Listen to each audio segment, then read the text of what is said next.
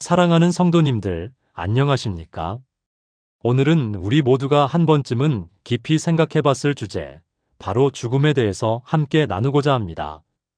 많은 분들이 죽음을 두려워하며 살아가고 계시는데, 오늘 말씀을 통해서 그 두려움을 완전히 떨쳐버리시기를 간절히 소망합니다.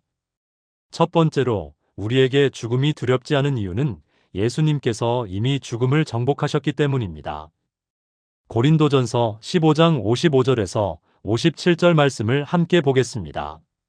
사망아 너의 승리가 어디 있느냐? 사망아 너의 쏘는 것이 어디 있느냐? 사망에 쏘는 것은 죄요. 죄의 권능은 율법이라.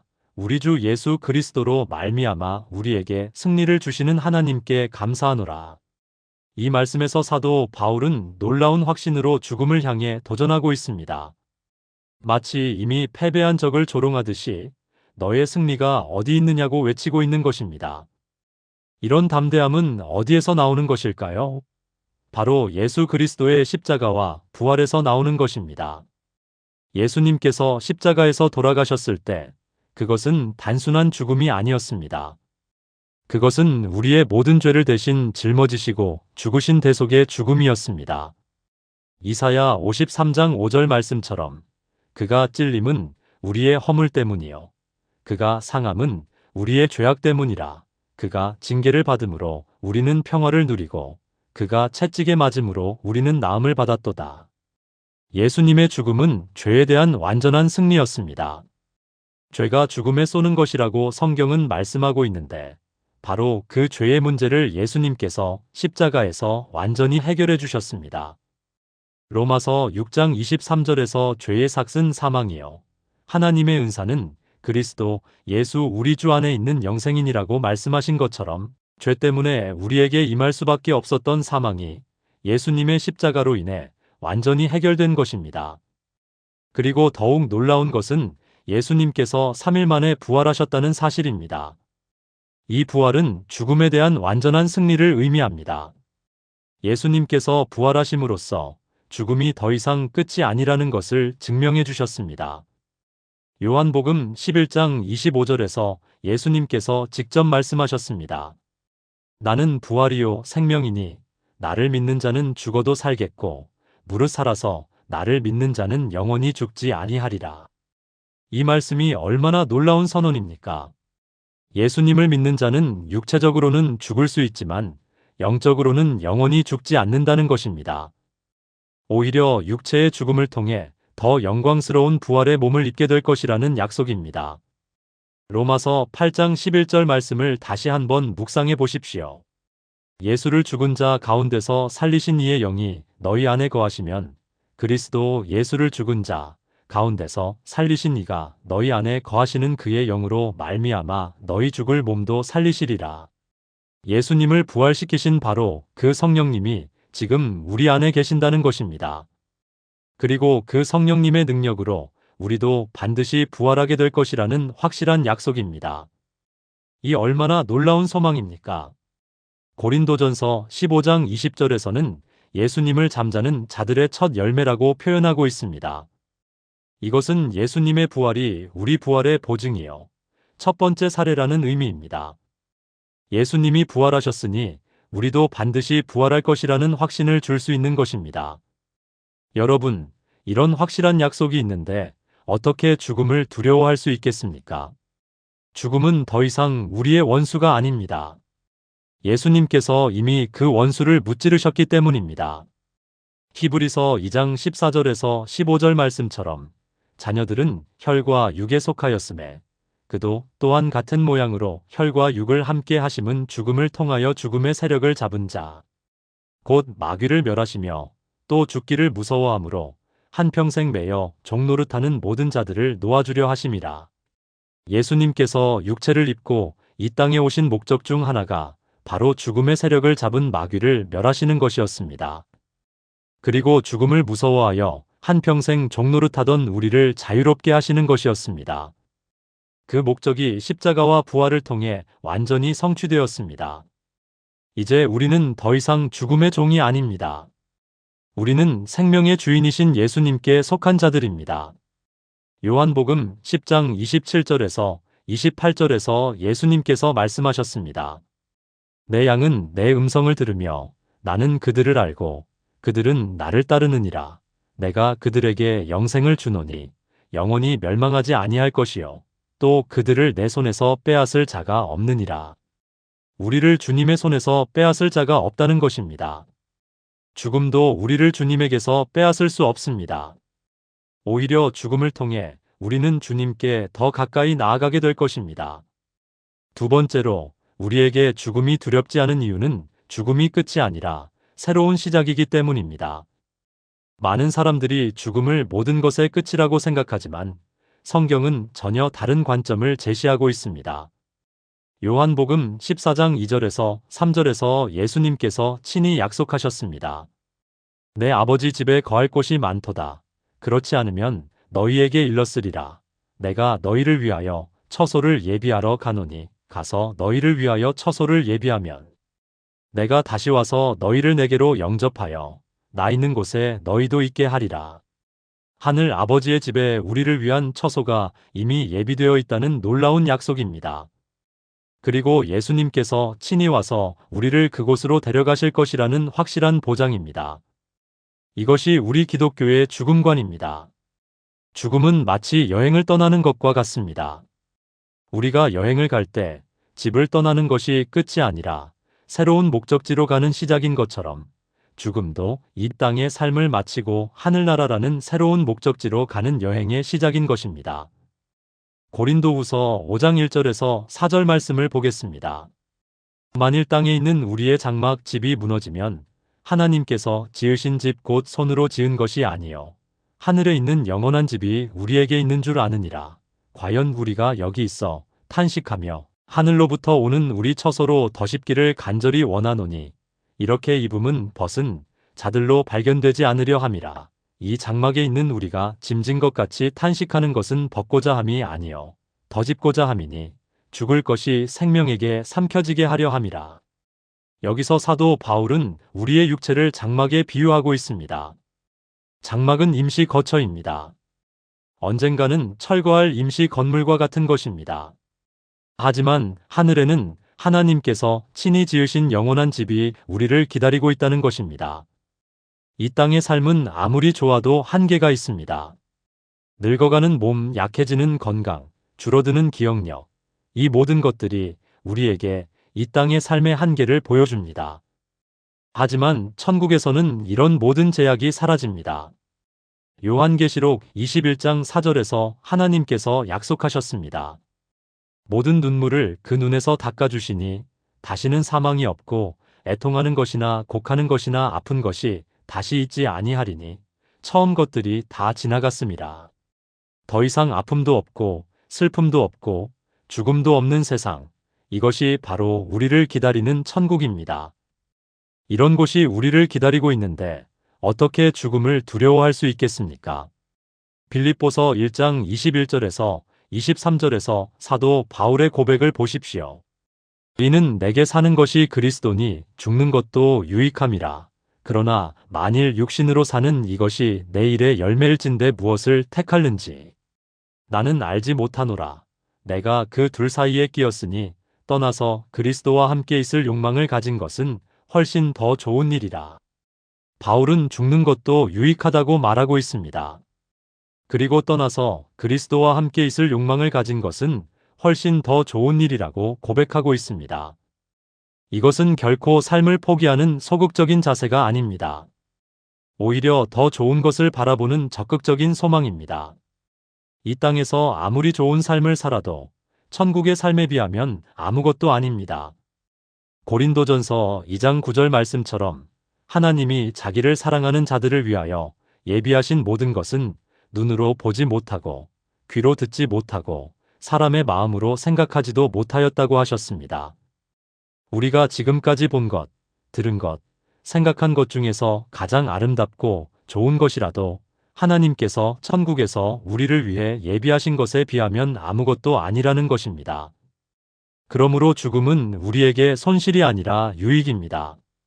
제한된 것에서 무제한으로, 임시적인 것에서 영원한 것으로, 불완전한 것에서 완전한 것으로 옮겨가는 것이기 때문입니다. 데살로니가전서 4장 13절에서 17절 말씀을 보겠습니다. 형제들아, 자는 자들에 관하여는 너희가 알지 못함을 우리가 원하지 아니하노니 이는 소망 없는 다른 이와 같이 슬퍼하지 않게 하려 함이라. 우리가 예수께서 죽으셨다가 다시 살아나심을 믿을진대 이와 같이 예수 안에서 자는 자들도 하나님이 그와 함께 데리고 오시리라. 성경은 죽음을 잠든다고 표현합니다. 잠은 휴식이요, 새로운 하루를 위한 준비입니다. 마찬가지로 죽음도 이 땅의 수고를 마치고 영원한 안식과 영광을 위한 준비인 것입니다. 그리고 17절에서는 그리하여 우리가 항상 주와 함께 있으리라고 약속하고 있습니다. 이것이 우리의 궁극적인 소망입니다. 주님과 영원히 함께 있는 것, 이것보다 더 큰 복이 어디 있겠습니까? 히브리서 11장 13절에서 16절에서는 믿음의 선진들의 고백을 소개하고 있습니다. 이 사람들은 다 믿음을 따라 죽었으며 약속을 받지 못하였으되 그것들을 멀리서 보고 환영하며 또 땅에서는 외국인과 나그네임을 고백하였으니 그들이 이같이 말하는 것은 자기들이 본향 찾는 자임을 나타냄이라. 이 땅은 우리의 영원한 거처가 아닙니다. 우리는 잠시 머무는 나그네여 순례자입니다. 우리의 진정한 본향은 하늘에 있습니다. 그곳이 우리가 영원히 살게 될 참된 고향인 것입니다. 세 번째로, 우리에게 죽음이 두렵지 않은 이유는 사랑하는 주님과 영원히 함께 할 수 있기 때문입니다. 이것은 우리 신앙의 가장 큰 소망이요, 기쁨의 근원입니다. 고린도전서 13장 12절 말씀을 보겠습니다. 우리가 지금은 거울로 보는 것 같이 희미하나 그때에는 얼굴과 얼굴을 대하여 볼 것이요, 지금은 내가 부분적으로 아나 그때에는 주께서 나를 아신 것 같이 내가 온전히 알리라. 이 땅에서는 우리가 주님을 희미하게 부분적으로만 알 수 있습니다. 기도를 통해서, 말씀을 통해서, 예배를 통해서 주님을 만나지만 아직은 완전하지 못합니다. 하지만 천국에서는 얼굴과 얼굴을 대하여 주님을 뵐 수 있습니다. 온전히 알 수 있습니다. 요한일서 3장 2절에서도 이렇게 약속하고 있습니다. 사랑하는 자들아, 우리가 지금은 하나님의 자녀라. 장래에 어떻게 될지는 아직 나타나지 아니하였으나 그가 나타나시면 우리가 그와 같을 줄을 아는 것은 그의 계신 그대로 볼 것이기 때문이니. 주님께서 나타나시면 우리가 그와 같을 것이라고 했습니다. 그리고 그 이유는 그의 계신 그대로 볼 것이기 때문이라고 했습니다. 이 얼마나 놀라운 약속입니까? 이 땅에서는 우리가 아무리 주님을 사랑해도, 아무리 주님을 따르려고 해도 여전히 연약함과 한계가 있습니다. 죄성 때문에 넘어질 때도 있고 의심 때문에 흔들릴 때도 있습니다. 하지만 천국에서는 이런 모든 연약함이 사라집니다. 로마서 8장 29절에서 하나님이 미리 아신 자들을 또한 그 아들의 형상을 본받게 하기 위하여 미리 정하셨으니라고 하셨는데 이 말씀이 천국에서 완전히 성취될 것입니다. 우리가 예수님의 형상을 완전히 본받게 될 것입니다. 빌립보서 3장 20절에서 21절에서는 이렇게 말씀하고 있습니다. 그러나 우리의 시민권은 하늘에 있는지라 거기로부터 구원하는 자 곧 주 예수 그리스도를 기다리노니 그는 만물을 자기에게 복종하게 하실 수 있는 자의 역사로 우리의 낮은 몸을 자기 영광의 몸의 형체와 같이 변하게 하시리라.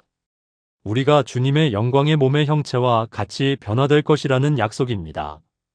이것은 단순히 외모의 변화를 말하는 것이 아닙니다. 우리의 전인격이, 우리의 모든 존재가 주님과 같이 완전해질 것이라는 의미입니다. 요한계시록 22장 3절에서 4절에서는 천국에서의 삶을 이렇게 묘사하고 있습니다. 다시 저주가 없으며 하나님과 그 어린 양의 보좌가 그 가운데에 있으리니 그의 종들이 그를 섬길 것이요 그의 얼굴을 볼 터이요 그의 이름도 그들의 이마에 있으리라. 그의 얼굴을 볼 터이요라는 말씀이 얼마나 감격스럽습니까? 구약시대에는 하나님의 얼굴을 본 자가 살 수 없다고 했는데 천국에서는 우리가 하나님의 얼굴을 직접 뵐 수 있다는 것입니다. 출애굽기 33장 20절에서 하나님께서 모세에게 말씀하셨습니다. 내가 내 얼굴을 보지 못하리니 나를 보고 살 자가 없음이니라. 하지만 예수님의 십자가와 부활로 인해 우리가 죄 사함을 받고 의롭게 되었기 때문에 이제는 하나님의 얼굴을 직접 뵐 수 있게 된 것입니다. 이것이 우리에게 주어진 가장 큰 특권입니다. 창조주 하나님을 직접 뵙고 직접 대화하며 영원히 교제할 수 있다는 것입니다. 데살로니가전서 4장 17절에서 그리하여 우리가 항상 주와 함께 있으리라고 약속하신 것처럼 우리는 주님과 영원히 함께 있게 될 것입니다. 더 이상 헤어짐도 없고 이별의 아픔도 없는 완전한 사귐을 누리게 될 것입니다. 요한복음 17장 24절에서 예수님께서 기도하셨습니다. 아버지여 내게 주신 자들도 나 있는 곳에 나와 함께 있어 아버지께서 창세 전부터 나를 사랑하심으로 내게 주신 나의 영광을 그들로 보게 하시기를 원하옵나이다. 예수님께서 친히 우리가 당신과 함께 있기를 원하신다고 기도하셨습니다. 그리고 당신의 영광을 우리로 보게 하시기를 원하신다고 하셨습니다. 이 기도가 천국에서 완전히 응답될 것입니다. 고린도후서 5장 8절에서 바울은 이렇게 고백했습니다. 우리가 담대하여 원하는 바는 차라리 몸을 떠나 주와 함께 있는 것이라. 바울에게는 죽음이 두려움의 대상이 아니라 소망의 대상이었습니다. 왜냐하면 죽음을 통해 주님과 더 가까이, 더 완전하게 함께 할 수 있기 때문입니다. 우리도 바울과 같은 고백을 할 수 있어야 합니다. 이 땅에서 주님과 함께하는 것도 복되지만 천국에서 주님과 함께하는 것은 비교할 수 없이 더 복된 일입니다. 누가복음 23장 43절에서 예수님께서 십자가 상에서 강도에게 약속하셨습니다. 내가 진실로 내게 이르노니 오늘 내가 나와 함께 낙원에 있으리라.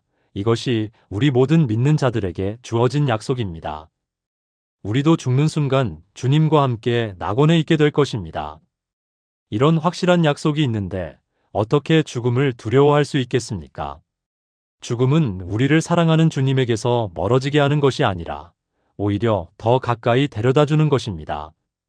네 번째로 우리에게 죽음이 두렵지 않은 이유는 영원한 상급과 면류관이 예비되어 있기 때문입니다. 하나님께서는 우리의 모든 수고와 헌신을 기억하시고 그의 합당한 상급을 예비해 두셨습니다.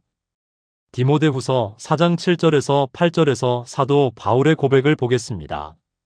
내가 선한 싸움을 싸우고 나의 달려갈 길을 마치고 믿음을 지켰으니 이제 후로는 나를 위하여 의의 면류관이 예비되었으므로 주 곧 의로우신 재판장이 그날에 내게 주실 것이며 내게만 아니라 주의 나타나심을 사모하는 모든 자에게도니라. 바울은 자신의 삶을 돌아보면서 선한 싸움을 싸웠다. 달려갈 길을 마쳤다. 믿음을 지켰다고 고백합니다.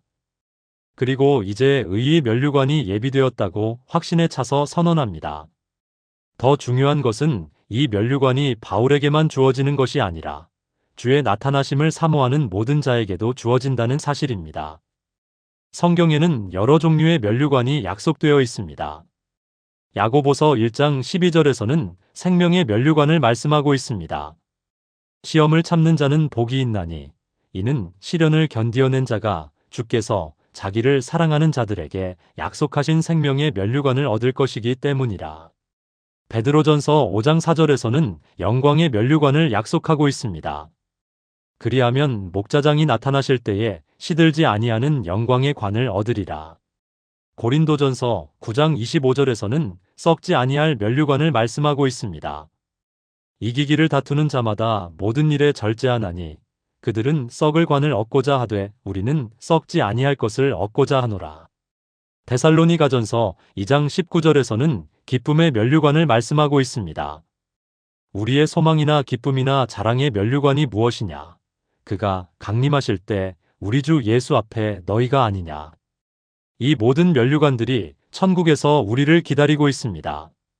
하지만 여기서 중요한 것은 우리가 상급을 받기 위해서 신앙생활을 하는 것이 아니라는 점입니다. 우리는 예수님의 사랑에 감격해서 그 은혜에 보답하고 싶어서 믿음의 길을 걷는 것입니다. 하지만 하나님께서는 그런 우리의 마음과 노력을 결코 헛되게 하지 않으십니다. 고린도전서 15장 58절에서 그러므로 내 사랑하는 형제들아 견실하며 흔들리지 말고 항상 주의 일에 더욱 힘쓰는 자들이 되라. 이는 너희 수고가 주 안에서 헛되지 않은 줄 알미라고 약속하셨습니다. 우리의 모든 수고가 주 안에서 헛되지 않다는 것입니다. 하나님께서는 우리의 가장 작은 수고까지도 다 기억하시고 그에 합당한 상급을 주실 것입니다.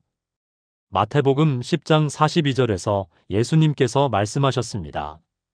또 누구든지 제자의 이름으로 이 작은 자 중 하나에게 냉수 한 그릇이라도 주는 자는 내가 진실로 너희에게 이르노니 그 사람이 결단코 상을 잃지 아니하리라. 냉수 한 그릇을 주는 작은 섬김까지도 하나님께서는 기억하시고 상을 주신다는 것입니다.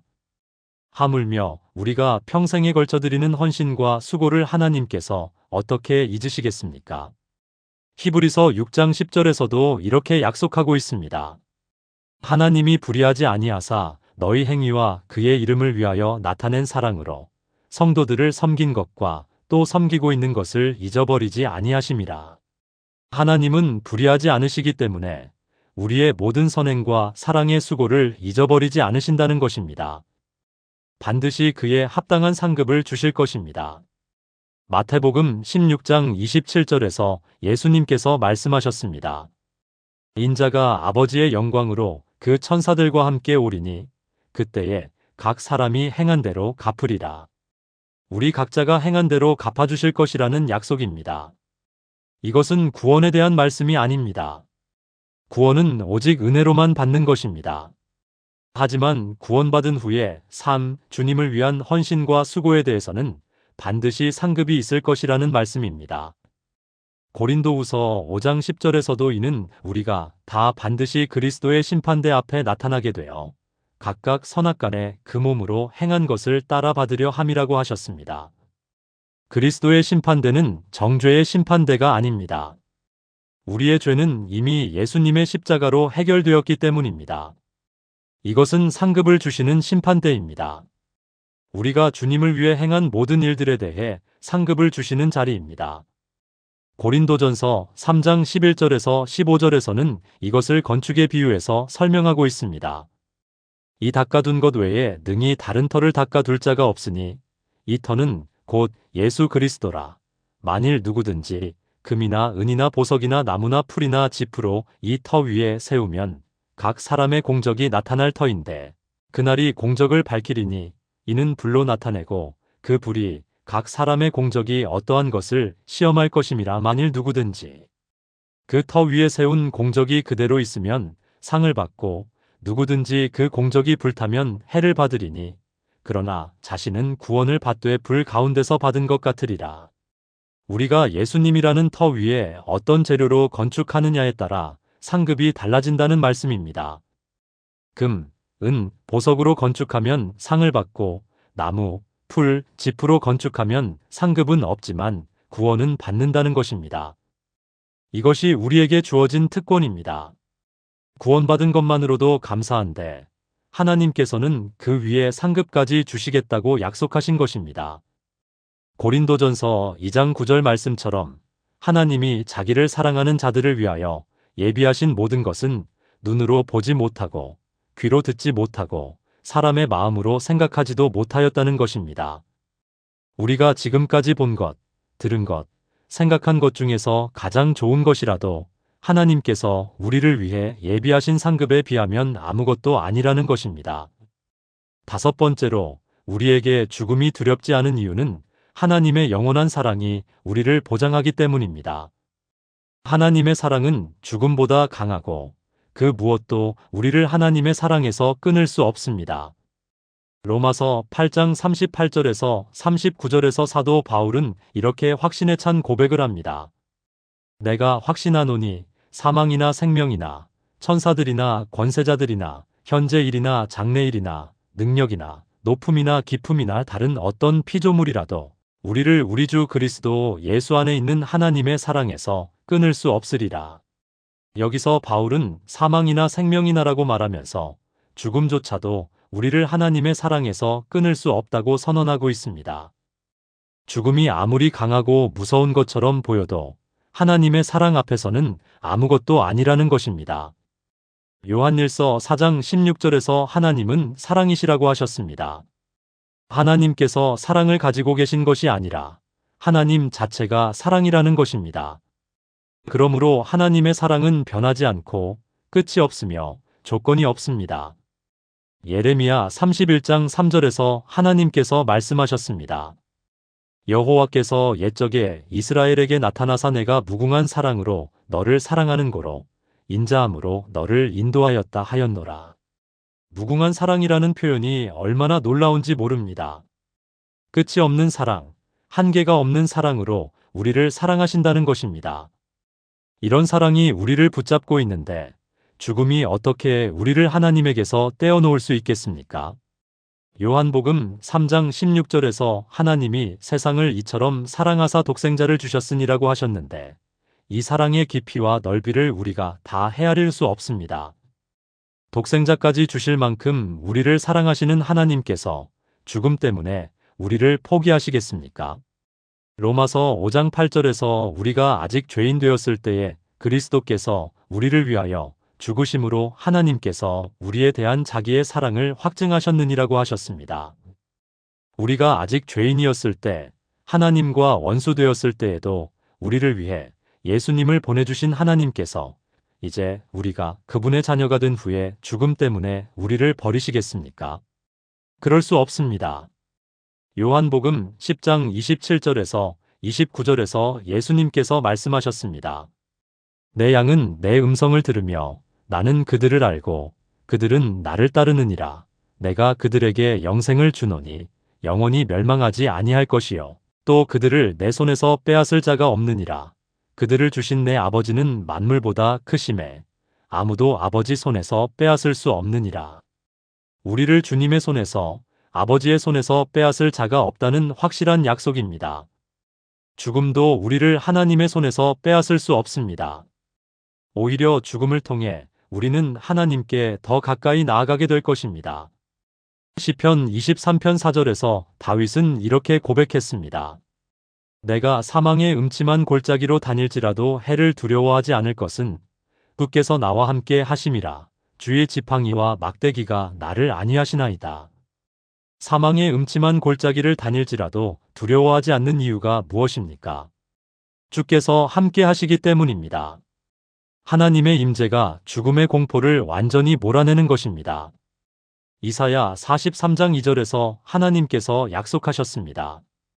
내가 물 가운데로 지날 때에 내가 너와 함께 할 것이라. 강을 건널 때에 물이 너를 침몰하지 못할 것이며 내가 불 가운데로 지날 때에 타지도 아니할 것이요 불꽃이 너를 사르지도 못하리니. 물과 불은 극한 상황을 상징합니다. 죽음의 상황에서도 하나님께서 우리와 함께 하시겠다는 약속입니다. 그러므로 우리는 죽음의 강을 건널 때에도 침몰하지 않을 것이고 죽음의 불 가운데 지날 때에도 타지 않을 것입니다. 신명기 31장 6절에서 강하고 담대하라.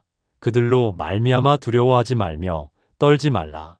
이는 내 하나님 여호와 그가 너와 함께 가시며 결코 너를 떠나지 아니하시며 버리지 아니하실 것임이라고 약속하셨습니다. 하나님께서 결코 우리를 떠나지 아니하시며 버리지 아니하신다는 약속입니다. 이 약속은 히브리서 13장 5절에서도 반복됩니다. 그가 친히 말씀하시기를 내가 과연 너희를 버리지 아니하고 과연 너희를 떠나지 아니하리라 하셨느니라. 죽음의 순간에도 하나님께서는 우리를 떠나지 않으실 것입니다. 오히려 더욱 가까이 계셔서 우리를 영원한 본향으로 인도해 주실 것입니다. 골로새서 3장 3절에서 이는 너희가 죽었고 너희 생명이 그리스도와 함께 하나님 안에 감추어졌음이라고 하셨습니다. 우리의 생명이 그리스도와 함께 하나님 안에 감추어져 있다는 것입니다. 그러므로 아무것도 우리의 생명을 해할 수 없습니다. 요한일서 5장 11절에서 12절에서 또 증거는 이것이니 하나님이 우리에게 영생을 주신 것과 이 생명이 그의 아들 안에 있는 그것이니라. 아들이 있는 자에게는 생명이 있고 하나님의 아들이 없는 자에게는 생명이 없느니라고 하셨습니다. 우리가 하나님의 아들이신 예수님을 모시고 있기 때문에 우리에게는 생명이 있습니다. 영원한 생명이 있습니다. 이 생명은 죽음보다 강합니다. 그러므로 우리는 담대할 수 있습니다. 하나님의 무한하신 사랑이 우리를 보장하고 있기 때문입니다. 그 사랑은 영원하고 변하지 않으며 죽음보다 강합니다. 여섯 번째로, 우리에게 죽음이 두렵지 않은 이유는 성령님께서 우리와 함께 계시기 때문입니다. 성령님은 우리의 보혜사요, 위로자요, 동행자이십니다. 죽음의 순간에도 성령님께서 우리와 함께 하셔서 우리를 위로하시고 도우실 것입니다. 요한복음 14장 16절에서 17절에서 예수님께서 약속하셨습니다. 내가 아버지께 구하겠으니 그가 또 다른 보혜사를 너희에게 주사 영원토록 너희와 함께 있게 하리니 그는 진리의 영이라 세상은 능히 그를 받지 못하나니 이는 그를 보지도 못하고 알지도 못함이라. 그러나 너희는 그를 아나니 그는 너희와 함께 거하심이요 또 너희 속에 계시겠음이라.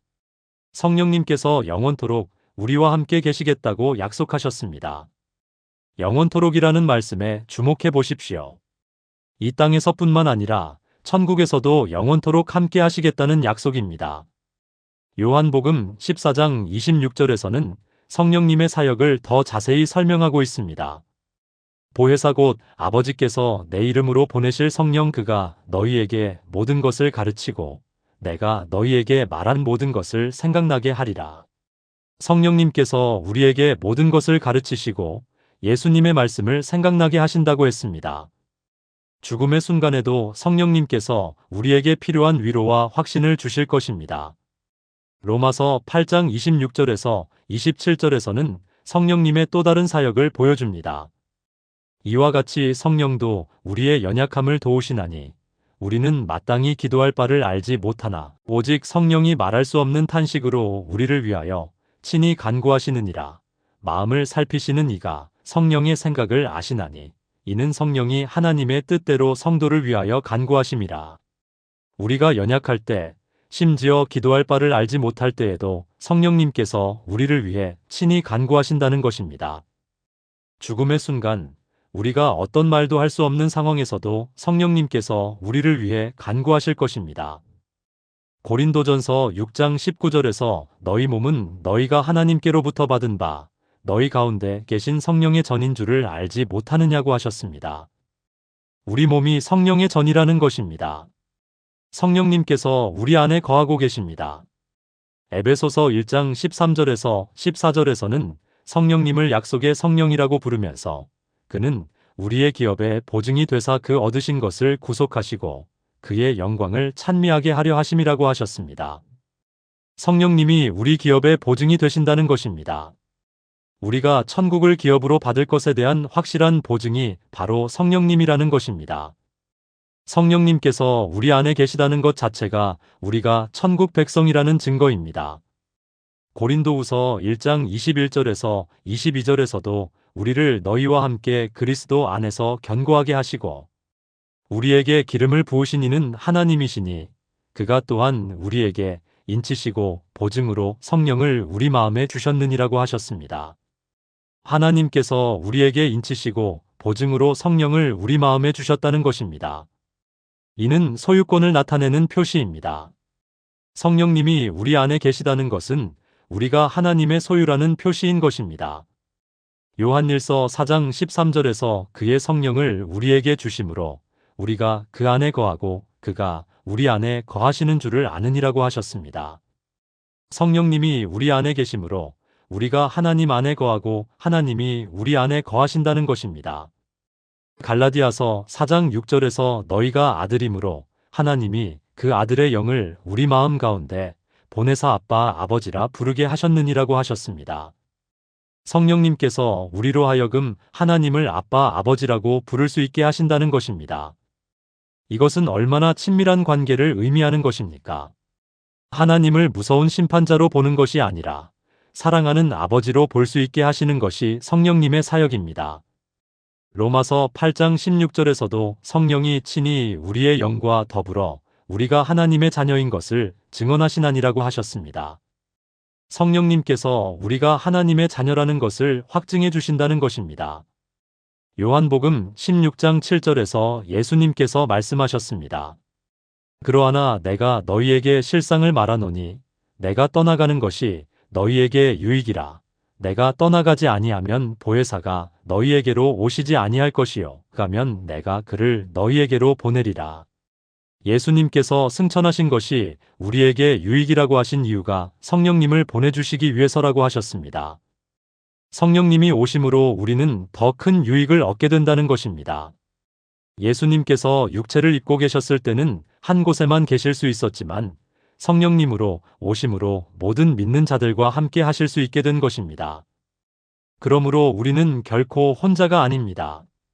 항상 성령님께서 우리와 함께 계십니다. 죽음의 순간에도 성령님께서 함께 하셔서 우리를 위로하시고 평안을 주시며 천국으로 인도해 주실 것입니다. 이런 확신이 있는데 어떻게 죽음을 두려워할 수 있겠습니까? 7번째로 우리에게 죽음이 두렵지 않은 이유는 부활의 확실한 약속이 있기 때문입니다. 예수님의 부활은 우리 부활의 보증이요, 첫 열매입니다. 우리도 반드시 영광스러운 몸으로 부활할 것입니다. 고린도전서 15장 20절에서 22절에서 사도 바울은 이렇게 선언합니다. 그러나 이제 그리스도께서 죽은 자 가운데서 다시 살아나사 잠자는 자들의 첫 열매가 되셨도다. 사망이 한 사람으로 말미암았으니 죽은 자의 부활도 한 사람으로 말미암는도다. 아담 안에서 모든 사람이 죽은 것 같이 그리스도 안에서 모든 사람이 삶을 얻으리라. 예수님께서 잠자는 자들의 첫 열매가 되셨다는 것은 예수님이 부활의 첫 번째 사례이시며 우리 부활의 보증이라는 의미입니다. 아담 안에서 모든 사람이 죽은 것 같이 그리스도 안에서 모든 사람이 살 것이라는 약속입니다.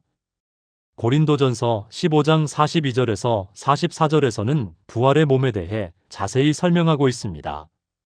죽은 자의 부활도 그와 같으니 썩을 것으로 심어져서 썩지 아니할 것으로 다시 살아나고 욕된 것으로 심어져서 영광스러운 것으로 다시 살아나고 약한 것으로 심어져서 강한 것으로 다시 살아나고 육의 몸으로 심어져서 신령한 몸으로 다시 살아나나니 육의 몸이 있은즉 또 영의 몸도 있느니라.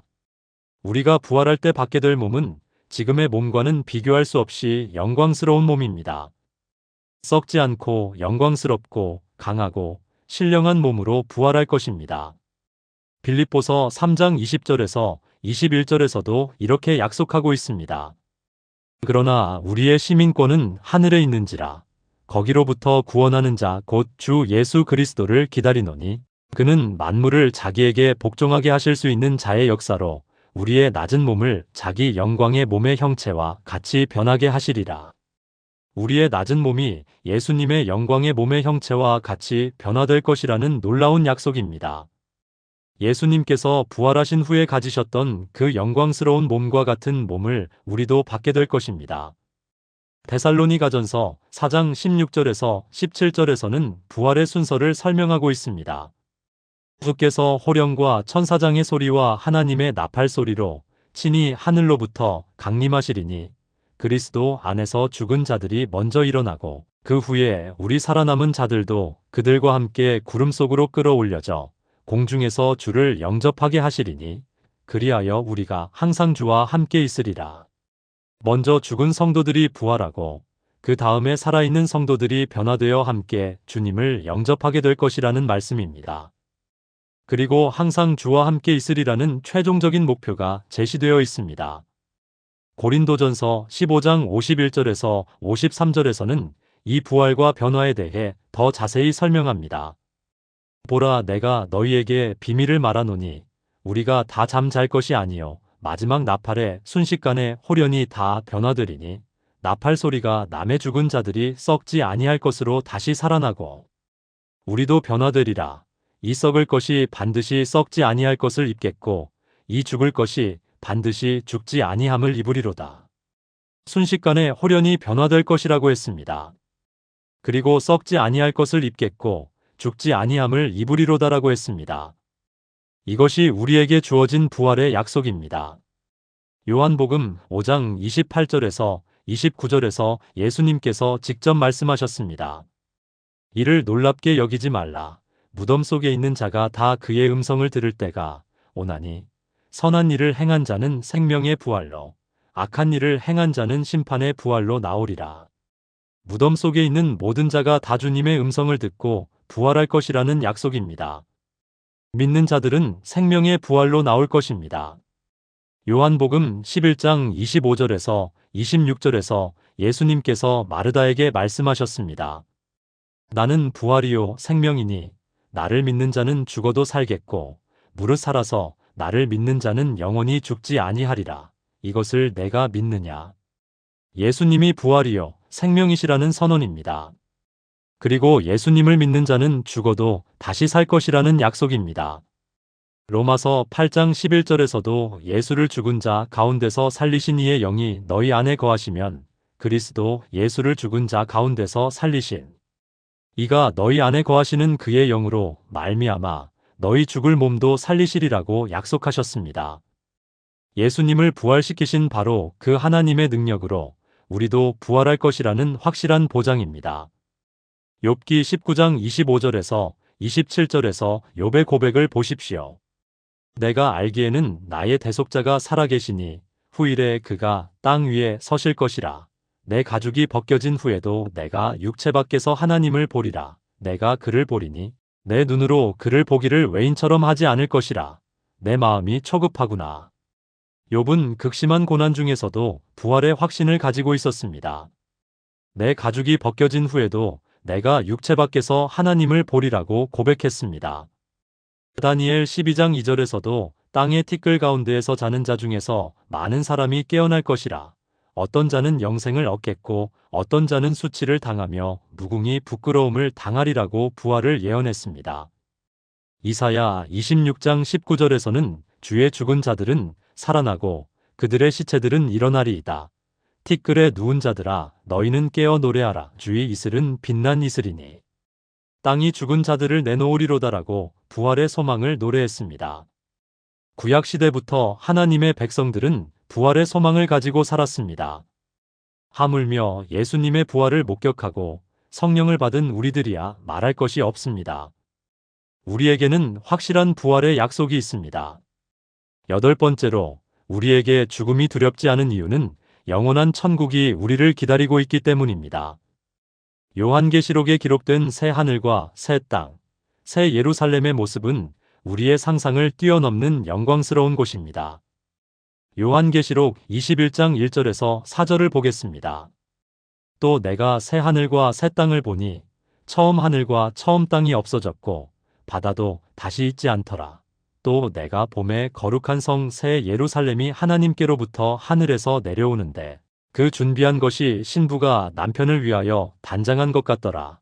내가 들으니 보좌에서 큰 음성이 나서 이르되 보라 하나님의 장막이 사람들과 함께 있음에 하나님이 그들과 함께 계시리니 그들은 하나님의 백성이 되고 하나님은 친히 그들의 하나님이 되시리라. 모든 눈물을 그 눈에서 닦아주시니 다시는 사망이 없고 애통하는 것이나 곡하는 것이나 아픈 것이 다시 있지 아니하리니 처음 것들이 다 지나갔음이라. 새 하늘과 새 땅, 새 예루살렘의 모습이 얼마나 아름다운지 신부가 신랑을 위해 단장한 것 같다고 표현하고 있습니다. 그리고 가장 중요한 것은 하나님께서 친히 우리와 함께 계시리라는 약속입니다. 다시는 사망이 없고 애통하는 것이나 곡하는 것이나 아픈 것이 다시 있지 아니하리니라는 말씀이 얼마나 위로가 됩니까? 천국에서는 이 땅에서 우리를 괴롭혔던 모든 것들이 완전히 사라집니다. 요한계시록 21장 18절에서 21절에서는 새 예루살렘의 재료들을 묘사하고 있습니다. 그 성곽은 벽옥으로 쌓였고 그 성은 맑은 유리 같은 정금으로 되었으며 그 성의 성곽의 기초석들은 각색 보석으로 꾸며졌는데 첫째 기초석은 벽옥이요 둘째는 남보석이요 셋째는 옥수요 넷째는 녹보석이요 12문은 12진주니 각 문마다 한 개의 진주로 되었고 성의 길은 맑은 유리 같은 정금이더라. 이 모든 묘사는 천국의 영광과 아름다움을 나타내기 위한 것입니다. 실제로는 이런 지상의 보석들보다 훨씬 더 아름답고 영광스러울 것입니다. 요한계시록 22장 1절에서 5절에서는 생명수 강과 생명나무에 대해 말씀하고 있습니다. 또 그가 수정같이 맑은 생명수의 강이 하나님과 어린 양의 보좌로부터 나와서 길 가운데로 흐르더라. 강 좌우에 생명나무가 있어 12가지 열매를 맺되 달마다 그 열매를 맺고 그 나무 잎사귀들은 만국을 치료하더라. 다시 저주가 없으며 하나님과 그 어린 양의 보좌가 그 가운데에 있으리니 그의 종들이 그를 섬길 것이요 그의 얼굴을 볼 터이요 그의 이름도 그들의 이마에 있으리라. 다시 밤이 없겠고 등불과 햇빛이 쓸데없으니 이는 주 하나님이 그들에게 빛이심이라. 그들이 세세토록 왕 노릇하리로다. 생명수가 하나님의 보좌로부터 나와서 흐르고 생명나무가 12가지 열매를 맺는다고 했습니다. 그리고 그의 얼굴을 볼 터이요라는 말씀이 나옵니다. 우리가 하나님의 얼굴을 직접 뵐 수 있다는 것입니다. 또한 다시 밤이 없겠고라고 했는데 이는 어둠이 완전히 사라진다는 의미입니다. 하나님의 영광이 모든 것을 비추기 때문에 등불이나 햇빛이 필요 없다는 것입니다.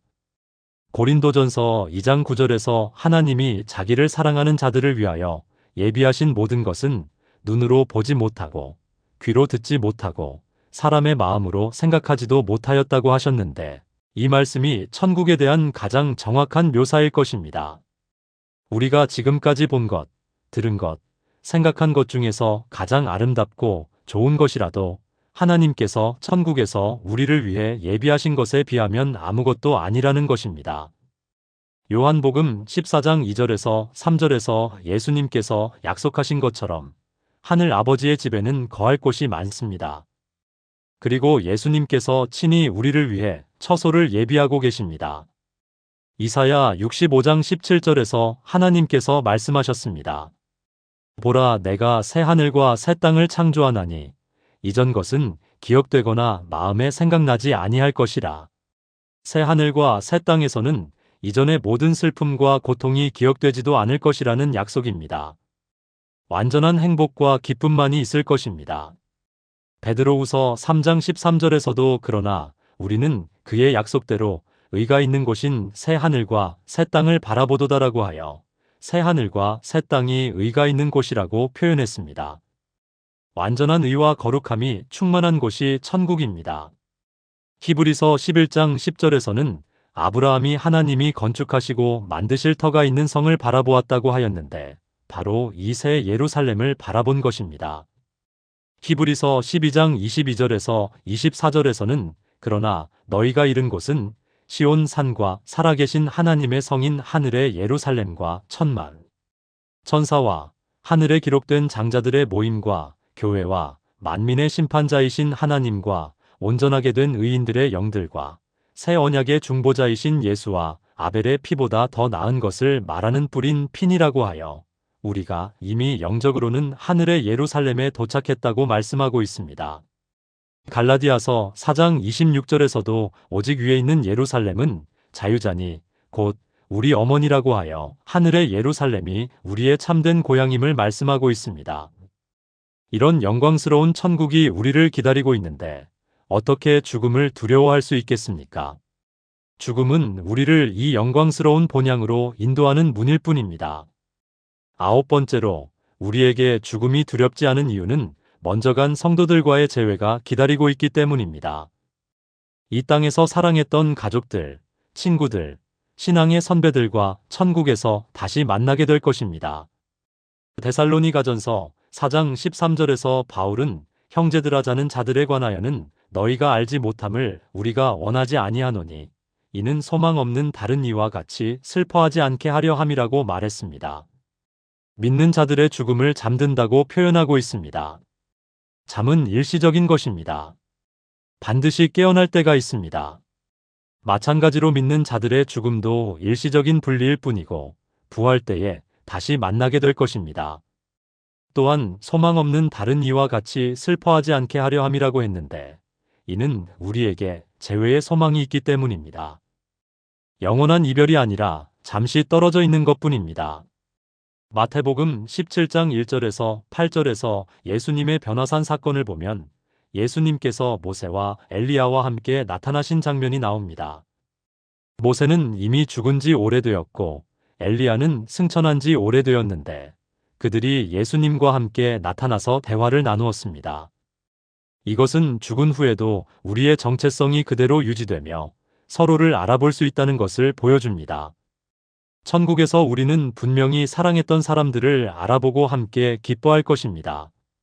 누가복음 16장 19절에서 31절의 부자와 나사로의 비유에서도 죽은 후에 서로를 알아보는 장면이 나옵니다. 부자가 아브라함과 나사로를 알아보고 대화를 나누었습니다. 마태복음 8장 11절에서 예수님께서 말씀하셨습니다. 또 너희에게 이르노니 동서로부터 많은 사람이 이르러 아브라함과 이삭과 야곱과 함께 천국에서 앉으리라. 천국에서 우리는 아브라함, 이삭, 야곱과 함께 앉게 될 것이라는 약속입니다. 구약의 믿음의 선진들과 함께 교제하게 될 것입니다. 히브리서 12장 1절에서는 이러므로 우리에게 구름같이 둘러싼 허다한 증인들이 있으니라고 하여 이미 천국에 간 믿음의 선진들이 우리를 지켜보고 있다고 말씀하고 있습니다. 요한계시록 7장 9절에서 10절에서는 천국에서의 대집회 모습을 보여줍니다. 이 일 후에 내가 보니 각 나라와 족속과 백성과 방언에서 아무도 능히 셀 수 없는 큰 무리가 나와 흰 옷을 입고 손에 종려가지를 들고 보좌 앞과 어린 양 앞에 서서 큰 소리로 외쳐 이르되 구원하심이 보좌에 앉으신 우리 하나님과 어린 양에게 있도다 하니 각 나라와 족속과 백성과 방언에서 온 셀 수 없는 큰 무리가 함께 하나님을 찬양하는 모습입니다. 우리도 이 찬양대에 참여하게 될 것입니다. 요한계시록 19장 7절에서 9절에서는 어린 양의 혼인잔치에 대해 말씀하고 있습니다. 우리가 즐거워하고 크게 기뻐하며 그에게 영광을 돌리자 어린 양의 혼인 기약이 이르렀고 그의 아내가 자신을 준비하였으므로 그에게 허락하사 빛나고 깨끗한 세마포를 입게 하셨은즉 이 세마포는 성도들의 옳은 행실이로다. 천사가 내게 말하기를 기록하라. 어린 양의 혼인잔치에 청함을 받은 자들은 복이 있도다 하고 어린 양의 혼인잔치에 우리 모두가 초대받았습니다. 이 잔치에서 우리는 모든 성도들과 함께 기뻐하고 즐거워할 것입니다. 사무엘하 12장 23절에서 다윗이 죽은 아들에 대해 말한 것을 보십시오. 지금은 죽었으니 내가 어찌 금식하랴. 내가 그를 돌아오게 할 수 있느냐. 나는 그에게로 가려니와 그가 내게로 돌아오지는 아니하리라.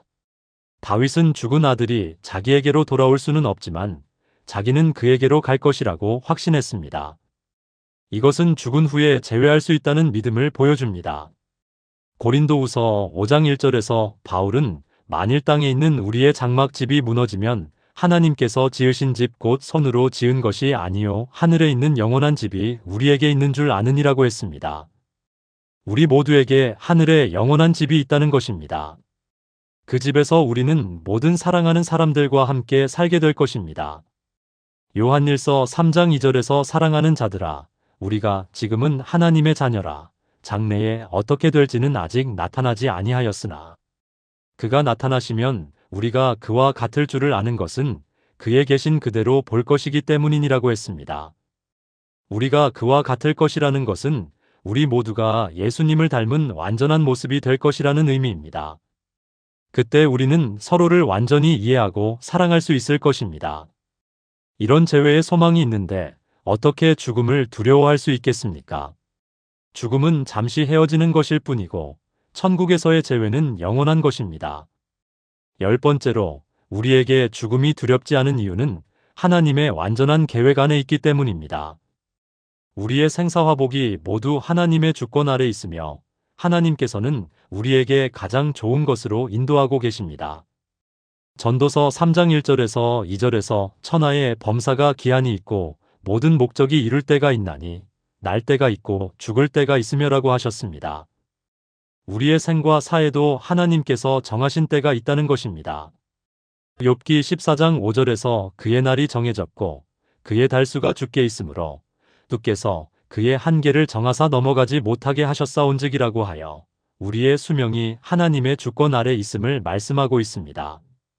시편 139편 16절에서 다윗은 내 형질이 이루어지기 전에 주의 눈이 보셨으며 나를 위하여 정한 날이 하나도 되기 전에 주의 책에 다 기록이 되었나이다라고 고백했습니다.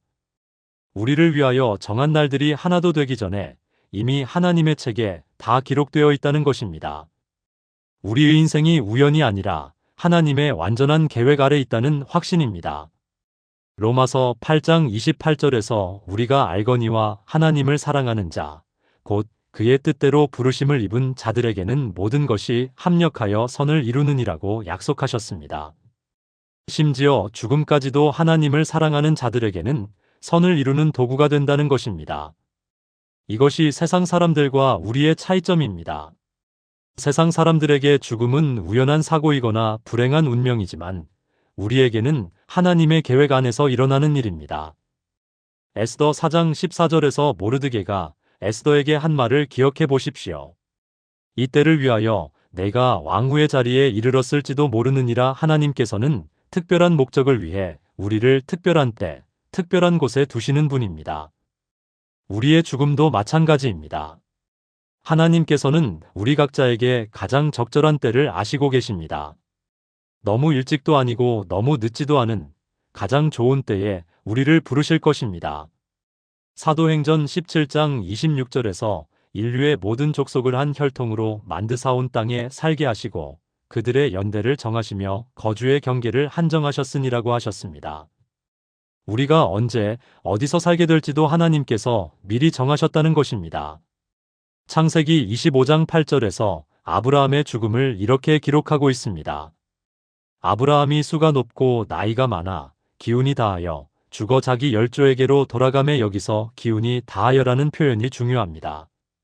하나님께서 주신 생명력이 다했을 때 세상을 떠났다는 의미입니다. 욥기 1장 21절에서 욥의 고백을 보십시오. 이르되 내가 모태에서 알몸으로 나왔사온즉 또한 알몸으로 돌아가올지라.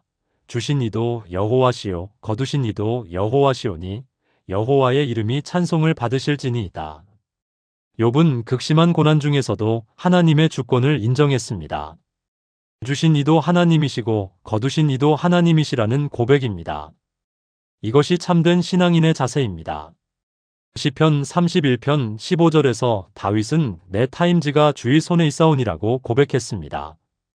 우리의 모든 때가 하나님의 손에 있다는 확신입니다. 이사야 55장 8절에서 9절에서 하나님께서 말씀하셨습니다. 이는 내 생각이 너희의 생각과 다르며 내 길이 너희의 길과 다름이니라. 이는 하늘이 땅보다 높음같이 내 길이 너희의 길보다 높으며 내 생각이 너희의 생각보다 높음이니라. 우리가 이해할 수 없는 일들도 하나님의 높으신 뜻과 계획 안에 있다는 것입니다. 우리 눈에는 너무 이르거나 너무 갑작스럽게 보이는 죽음도 하나님께서는 가장 좋은 때라고 보실 수 있습니다. 고린도전서 13장 12절에서 우리가 지금은 거울로 보는 것 같이 희미하나 그때에는 얼굴과 얼굴을 대하여 볼 것이요라고 하셨습니다. 지금은 하나님의 계획을 부분적으로만 알 수 있지만 천국에서는 모든 것을 온전히 알게 될 것입니다. 로마서 9장 20절에서 21절에서 이 사람아 내가 누구이기에 감히 하나님께 반문하느냐. 지음을 받은 물건이 지은 자에게 어찌 나를 이같이 만들었느냐 하겠느냐. 토기장이가 진흙 한 덩이로 하나는 귀히 쓸 그릇을 하나는 천히 쓸 그릇을 만들 권한이 없느냐고 하셨습니다. 우리는 하나님께서 만드신 피조물입니다. 창조주이신 하나님께서 우리의 삶과 죽음에 대해 완전한 주권을 가지고 계십니다. 그리고 그 주권은 언제나 사랑에서 나오는 것입니다. 예레미야 29장 11절에서 하나님께서 약속하셨습니다. 여호와의 말씀이니라. 너희를 향한 나의 생각을 내가 아나니 곧 평안이요 재앙이 아니니라. 너희에게 미래와 희망을 주는 것이니라. 하나님의 모든 계획은 우리에게 미래와 희망을 주시려는 것입니다. 설령 우리 눈에는 재앙처럼 보이는 일도 하나님의 관점에서는 우리에게 더 큰 유익을 주시려는 계획일 수 있습니다. 로마서 8장 32절에서 자기 아들을 아끼지 아니하시고 우리 모든 사람을 위하여 내주신 이가 어찌 그 아들과 함께 모든 것을 우리에게 주지 아니하시겠느냐고 하셨습니다. 독생자까지 우리를 위해 내어주신 하나님께서 우리에게 해로운 것을 주시겠습니까? 절대 그럴 수 없습니다. 죽음도 우리에게는 유익이 될 것입니다. 빌립보서 1장 21절에서 바울이 고백한 것처럼 내게 사는 것이 그리스도니 죽는 것도 유익함이라. 이것이 참된 신앙인의 고백입니다. 하나님의 완전한 계획을 신뢰하기 때문에 죽음도 유익하다고 고백할 수 있는 것입니다. 따라서 우리는 죽음을 두려워할 필요가 없습니다. 우리의 생사가 하나님의 완전한 계획 안에 있고 그 계획은 언제나 우리에게 최선이기 때문입니다. 11번째로 우리에게 죽음이 두렵지 않은 이유는 죽음을 통과할 때 천사들의 호의를 받기 때문입니다. 성경은 하나님의 천사들이 성도들의 영혼을 천국으로 인도한다고 말씀하고 있습니다. 누가복음 16장 22절에서 나사로의 죽음을 이렇게 기록하고 있습니다. 이에 그 거지가 죽어 천사들에게 받들려 아브라함의 품에 들어가고 나사로가 죽었을 때 천사들이 그를 받들어서 아브라함의 품으로 데려갔다는 것입니다. 이것은 단순한 비유가 아닙니다. 실제로 믿는 자들이 죽을 때 천사들이 와서 그들의 영혼을 천국으로 호위해 간다는 것을 보여주는 말씀입니다. 시편 91편 11절에서 12절에서 그가 너를 위하여 그의 천사들을 명령하사 내 모든 길에서 너를 지키게 하심이라. 그들이 그들의 손으로 너를 붙들어 발이 돌에 부딪히지 아니하게 하리로다라고 약속하셨습니다. 이 땅에서 살아갈 때도 천사들이 우리를 지켜주는데 하물며 죽음의 순간에 우리를 혼자 버려두시겠습니까? 절대 그럴 수 없습니다. 히브리서 1장 14절에서 모든 천사들은 부리는 영으로서 구원받을 상속자들을 위하여 섬기라고 보내심이 아니냐고 하셨습니다. 천사들의 사명 중 하나가 구원받을 상속자들인 우리를 섬기는 것이라는 말씀입니다. 사도행전 12장 7절에서 베드로가 감옥에 갇혔을 때 호련히 주의 사자가 나타남에 옥중에 광채가 비치며라고 기록되어 있습니다. 천사가 베드로를 구출하기 위해 왔던 것입니다. 마태복음 4장 11절에서 예수님께서 광야에서 시험 받으신 후에 이에 마귀는 예수를 떠나고 천사들이 나아와서 수종드니라고 하셨습니다. 예수님께도 천사들이 수종들었는데 하물며 우리에게는 어떻겠습니까? 열왕기하 6장 16절에서 17절에서 엘리사가 게하시에게 말한 것을 보십시오. 대답하되 두려워하지 말라. 우리와 함께한 자가 그들과 함께한 자보다 많으니라 하고 엘리사가 기도하여 이르되 여호와여 원하건대 그의 눈을 열어서 보게 하옵소서 하니 여호와께서 그 청년의 눈을 여심해 그가 보니 불말과 불병거가 산에 가득하여 엘리사를 둘러쌌더라. 우리 눈에는 보이지 않지만 하나님의 천사들이 항상 우리를 둘러싸고 있다는 것입니다. 특히 죽음의 순간에는 더욱 많은 천사들이 우리를 호위할 것입니다. 다니엘 6장 22절에서 다니엘이 사자굴에서 구원받은 후에 한 말을 보십시오. 나의 하나님이 이미 그의 천사를 보내어 사자들의 입을 봉하셨으므로 사자들이 나를 상해하지 못하였사오니 하나님께서 천사를 보내어 다니엘을 보호하셨습니다. 마찬가지로 우리가 죽음이라는 사자굴을 지날 때도 하나님께서 천사들을 보내어 우리를 보호하실 것입니다. 요한계시록 12장 7절에서 하늘에 전쟁이 있으니 미가엘과 그의 사자들이 용과 더불어 싸우매라고 하여 천사들이 영적 전쟁에서 우리를 위해 싸우고 있다는 것을 보여줍니다. 마태복음 18장 10절에서 예수님께서 말씀하셨습니다. 삼가 이 작은 자 중에 하나도 업신여기지 말라. 너희에게 말하노니 그들의 천사들이 하늘에서 하늘에 계신 내 아버지의 얼굴을 항상 배옵느니라. 우리 각자에게 천사들이 배정되어 있고 그들이 하늘에서 하나님의 얼굴을 뵈며 우리를 위해 중보하고 있다는 말씀입니다. 시편 34편 7절에서 여호와의 천사가 주를 경외하는 자를 둘러 진치고 그들을 건지시는도다라고 하셨습니다. 주를 경외하는 우리들을 천사들이 둘러 진을 치고 있다는 것입니다. 다니엘 10장 12절에서 13절에서 천사가 다니엘에게 말한 것을 보십시오. 그가 내게 이르되 다니엘아 두려워하지 말라. 네가 깨달으려 하여 내 하나님 앞에서 스스로 겸손하게 하기로 결심한 첫날부터 내 말이 들으신 바 되었으므로 내가 내 말로 말미암아 왔느니라. 그런데 바사국 군주가 21일 동안 나를 막았으므로 다니엘이 기도한 첫날부터 하나님께서 천사를 보내셨다는 것입니다. 우리의 기도도 마찬가지입니다. 우리가 기도하면 즉시 하나님께서 천사들을 보내어 우리를 도우십니다. 사도행전 5장 19절에서 주의 사자가 밤에 옥문을 열고 사도들을 이끌어내어라고 하여 천사가 사도들을 감옥에서 구출해준 사건이 기록되어 있습니다. 사도행전 8장 26절에서 주의 사자가 빌립에게 말하여 이르되라고 하여 천사가 빌립에게 에디오피아 내시에게 가라고 지시한 사건도 있습니다.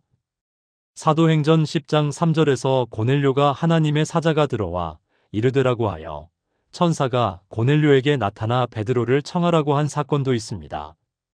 이처럼 성경 전체를 통해 천사들이 하나님의 백성들을 위해 활동하는 모습이 계속 나타납니다. 특히 중요한 순간, 위험한 순간에 천사들이 나타나서 도움을 주었습니다. 죽음보다 더 중요하고 위험한 순간이 어디 있겠습니까? 그 순간에 하나님께서 천사들을 보내어 우리를 호위하지 않으시겠습니까? 반드시 보내실 것입니다. 요한계시록 14장 13절에서 또 내가 들으니 하늘에서 음성이 나서 이르되 기록하라. 지금 이후로 주 안에서 죽는 자들은 복이 있도다. 하심의 성령이 이르시되 그러하다 그들이 수고를 그치고 쉬리니 이는 그들의 행한 일이 따름이라 하시더라. 주 안에서 죽는 자들은 복이 있다고 하셨습니다. 왜 복이 있습니까? 천사들의 호의를 받으며 안전하게 천국으로 인도받기 때문입니다. 따라서 우리는 죽음을 두려워할 필요가 없습니다. 혼자 가는 길이 아니기 때문입니다. 하나님의 천사들이 우리를 호위하여 안전하게 천국까지 인도해 줄 것이기 때문입니다. 12번째로 우리에게 죽음이 두렵지 않은 이유는 죽음 이후에 심판이 아닌 칭찬이 기다리고 있기 때문입니다. 예수님을 믿는 우리에게는 정죄의 심판이 없고 오히려 상급을 주시는 심판대가 기다리고 있습니다. 요한복음 5장 24절에서 예수님께서 확실하게 말씀하셨습니다. 내가 진실로 진실로 너희에게 이르노니 내 말을 듣고 또 나 보내신 이를 믿는 자는 영생을 얻었고 심판에 이르지 아니하나니 사망에서 생명으로 옮겨졌느니라. 우리는 이미 심판에 이르지 아니한다는 확실한 약속을 받았습니다. 그리고 이미 사망에서 생명으로 옮겨졌다는 것입니다. 이것은 현재형입니다. 미래에 일어날 일이 아니라 이미 일어난 일입니다. 로마서 8장 1절에서도 그러므로 이제 그리스도 예수 안에 있는 자에게는 결코 정죄함이 없나니라고 선언하고 있습니다. 결코 정죄함이 없다는 것은 절대로 심판받지 않는다는 의미입니다. 우리의 모든 죄는 이미 예수님의 십자가로 해결되었습니다. 로마서 4장 25절에서 예수는 우리가 범죄한 것 때문에 내줄 바 되고 또한 우리를 의롭다 하시기 위하여 살아나셨느니라고 하셨습니다. 우리가 범죄한 것 때문에 예수님이 십자가에 달리셨고 우리를 의롭다 하시기 위하여 부활하셨습니다. 그러므로 우리는 이미 의롭다함을 받은 자들입니다. 고린도후서 5장 21절에서 하나님이 죄를 알지도 못하신 이를 우리를 대신하여 죄로 삼으신 것은 우리로 하여금 그 안에서 하나님의 의가 되게 하려 하심이라고 하셨습니다. 예수님께서 우리의 죄를 대신 지시고 우리는 예수님의 의를 덧입었습니다. 이것을 신학적으로 전가라고 합니다. 우리의 죄가 예수님께 전가되고 예수님의 의가 우리에게 전가된 것입니다. 따라서 하나님께서 우리를 보실 때 우리의 죄를 보시는 것이 아니라 예수님의 의를 보십니다. 그러므로 우리는 심판받을 이유가 없습니다. 고린도후서 5장 10절에서 이는 우리가 다 반드시 그리스도의 심판대 앞에 나타나게 되어 각각 선악간에 그 몸으로 행한 것을 따라 받으려 함이라고 하신 말씀이 있습니다. 이 심판대는 정죄의 심판대가 아닙니다. 이것은 배마라고 하는 상급을 주는 심판대입니다. 고대 올림픽에서 우승자에게 월계관을 씌워주던 자리와 같은 곳입니다. 고린도전서 3장 11절에서 15절에서 이것을 건축에 비유해서 설명하고 있습니다. 이 닦아둔 것 외에 능히 다른 터를 닦아둘 자가 없으니 이 터는 곧 예수 그리스도라. 만일 누구든지 금이나 은이나 보석이나 나무나 풀이나 짚으로 이 터 위에 세우면 각 사람의 공적이 나타날 터인데 그날이 공적을 밝히리니 이는 불로 나타내고 그 불이 각 사람의 공적이 어떠한 것을 시험할 것임이라. 만일 누구든지 그 터 위에 세운 공적이 그대로 있으면 상을 받고 누구든지 그 공적이 불타면 해를 받으리니 그러나 자신은 구원을 받되 불 가운데서 받은 것 같으리라. 여기서 중요한 것은 마지막 구절입니다. 설령 공적이 불타서 상을 받지 못해도 자신은 구원을 받는다는 것입니다. 구원은 상급과 상관없이 확정된 것입니다. 마태복음 25장 21절에서 예수님께서 말씀하신 것을 보십시오. 그 주인이 이르되 잘하였도다 착하고 충성된 종아 네가 적은 일에 충성하였음에 내가 많은 것을 내게 맡기리니 내 주인의 즐거움에 참여할지어다. 이것이 우리를 기다리는 심판의 내용입니다. 잘하였도다 착하고 충성된 종아라는 칭찬의 말씀입니다. 그리고 내 주인의 즐거움에 참여할지어다라는 축복의 선언입니다. 디모데후서 4장 8절에서 바울의 고백을 보십시오. 이제 후로는 나를 위하여 의의 면류관이 예비되었으므로 주 곧 의로우신 재판장이 그날에 내게 주실 것이며 내게만 아니라 주의 나타나심을 사모하는 모든 자에게도니라. 의로우신 재판장이라는 표현에 주목해 보십시오. 주님은 의로우신 분이시기 때문에 우리의 수고와 헌신을 정확하게 평가하셔서 상급을 주실 것입니다. 야고보서 1장 12절에서 시험을 참는 자는 복이 있나니 이는 시련을 견디어낸 자가 주께서 자기를 사랑하는 자들에게 약속하신 생명의 면류관을 얻을 것이기 때문이라고 약속하셨습니다. 베드로전서 5장 4절에서도 그리하면 목자장이 나타나실 때에 시들지 아니하는 영광의 관을 얻으리라고 하셨습니다. 요한계시록 2장 10절에서 네가 장차 받을 고난을 두려워하지 말라. 볼지어다 마귀가 장차 너희 가운데에서 몇 사람을 옥에 던져 시험을 받게 하리니 너희가 10일 동안 환난을 받으리라. 네가 죽도록 충성하라 그리하면 내가 생명의 관을 내게 주리라고 약속하셨습니다. 고린도전서 9장 25절에서 이기기를 다투는 자마다 모든 일에 절제하나니 그들은 썩을 관을 얻고자 하되 우리는 썩지 아니할 것을 얻고자 하노라고 하여 우리가 받을 면류관은 썩지 아니할 것이라고 하셨습니다. 데살로니가전서 2장 19절에서 바울은 데살로니가 성도들을 가리켜 우리의 소망이나 기쁨이나 자랑의 면류관이 무엇이냐 그가 강림하실 때 우리 주 예수 앞에 너희가 아니냐라고 했습니다. 우리가 주님을 위해 섬긴 사람들이 우리의 면류관이 된다는 것입니다. 요한계시록 22장 12절에서 예수님께서 말씀하셨습니다. 보라 내가 속히 오리니 내가 줄 상이 내게 있어 각 사람에게 그가 행한 대로 갚아주리라.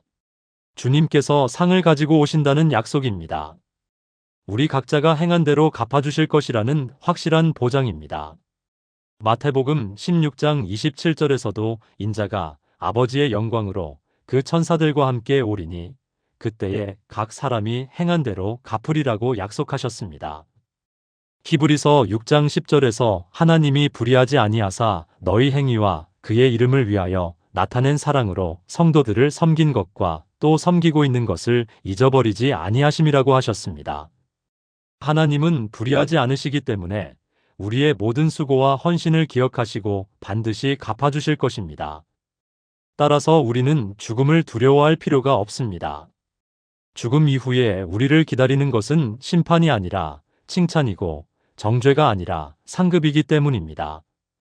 13번째로 우리에게 죽음이 두렵지 않은 이유는 죽음이 하나님께로 가는 길이기 때문입니다. 죽음은 우리를 사랑하는 하나님 아버지의 품으로 데려다주는 통로입니다.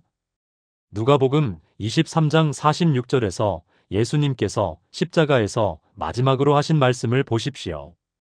예수께서 큰 소리로 불러 이르시되 아버지 내 영을 아버지 손에 부탁하나이다 하고 이 말씀을 하신 후 숨지시니라.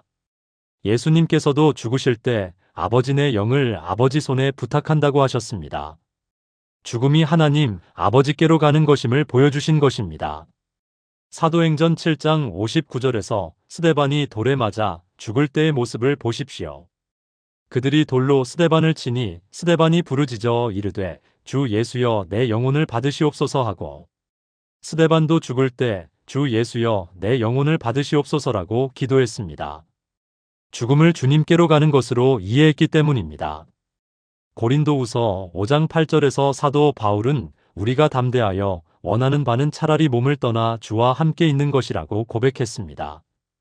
몸을 떠나는 것이 곧 주와 함께 있는 것이라고 확신했던 것입니다. 빌립보서 1장 23절에서도 바울은 내가 그 둘 사이에 끼었으니 떠나서 그리스도와 함께 있을 욕망을 가진 것은 훨씬 더 좋은 일이라고 했습니다. 떠나는 것이 그리스도와 함께 있는 것이고 그것이 훨씬 더 좋은 일이라고 확신했습니다. 요한계시록 14장 13절에서 또 내가 들으니 하늘에서 음성이 나서 이르되 기록하라. 지금 이후로 주 안에서 죽는 자들은 복이 있도다 하시매라고 하셨습니다.